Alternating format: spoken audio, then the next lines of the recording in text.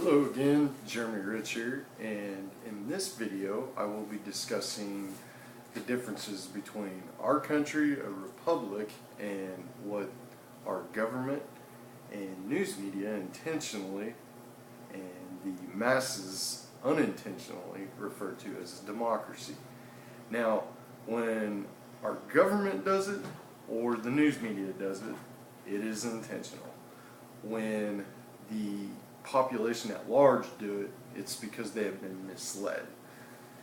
Now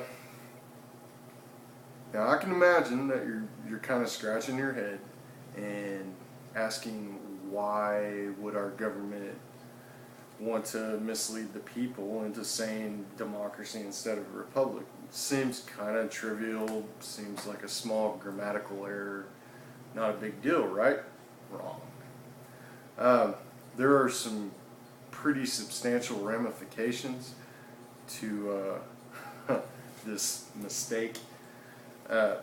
One would be, a politician not being bound by the rule of law, but rather thinking he's above it as long as the majority approve, which is not our way. So what I'm going to do is break the two types down in a very simple format to help you clarify the differences between the two. Let's start with the definition of a republic. Republic is a state that supreme power rests in the body of citizens, entitled to vote, and is exercised by representatives chosen directly or indirectly by them.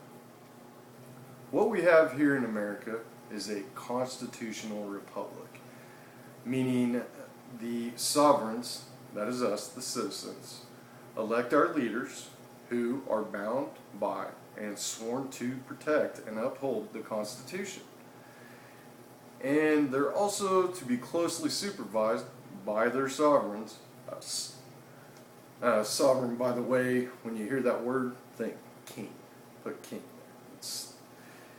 there. If you didn't know it, you are technically a king. As long as you don't harm anybody else's guaranteed rights, you're allowed to do whatever you want. See, a republic is focused to protect the liberties of the individuals, each and every one of us. Not just a majority or a bloodline, i.e. a monarchy. Put simply, a republic is an entire nation of kings whose rulers work for them. Basically the direct opposite of a monarchy or a dictatorship. Now the definition of a democracy. Democracy, government by the people, a form of government in which the supreme power is vested in the people and exercised directly by them or by their elected agents under a free electoral system.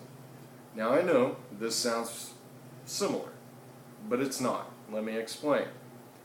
In a republic, supreme power is granted to the individual, and in a democracy, supreme power is granted to the majority.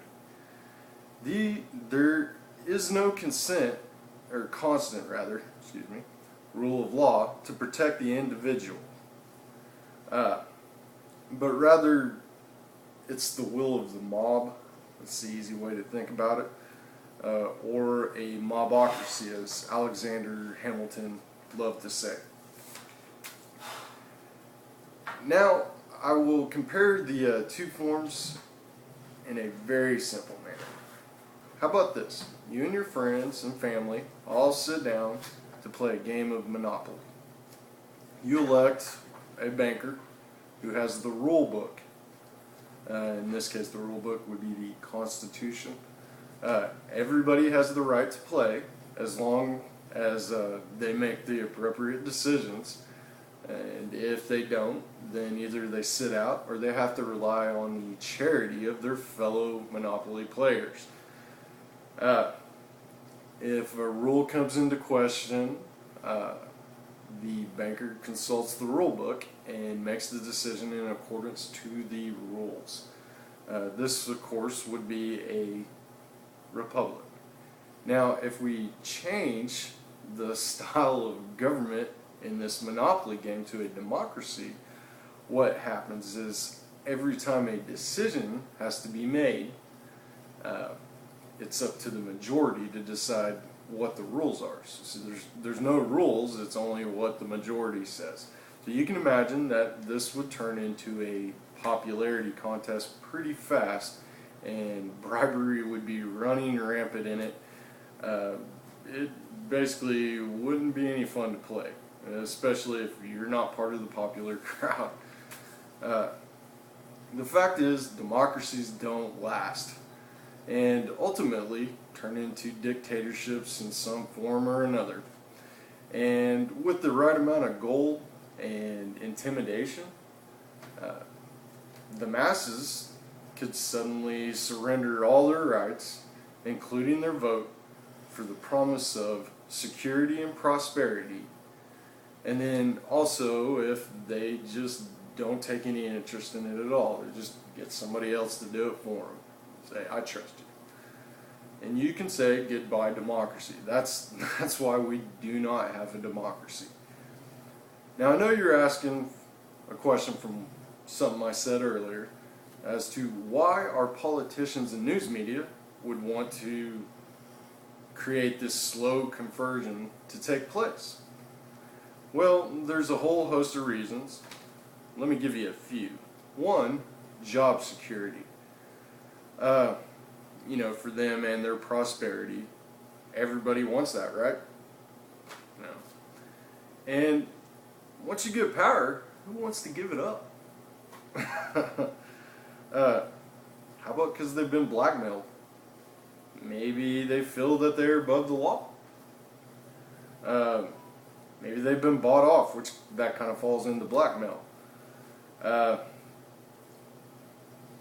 Now, what if those that are doing the bribing, I don't know, own the media? There's a rule to investigation, and it goes like this. When the facts don't add up, follow the money. In other words, who stands to gain? Don't worry, I'm going to do a video on that subject. But anyway, I hope that cleared the difference up for you. Hey, maybe you can correct your friends and family when you hear them make this mistake. And when you hear a news media outlet use it, you can email them and stop watching them. And lastly, when an elected official uses it, you can email them also and put them out of a job. Because let's be honest, a person who spends their entire adult life studying politics and working in politics that doesn't know the difference really isn't qualified to be in office. And if they do know the difference, well then that gives you a reasonable suspicion that they're conducting illegal activities. So just remember, you are the purveyor of your own destiny. And thanks for watching. Good night.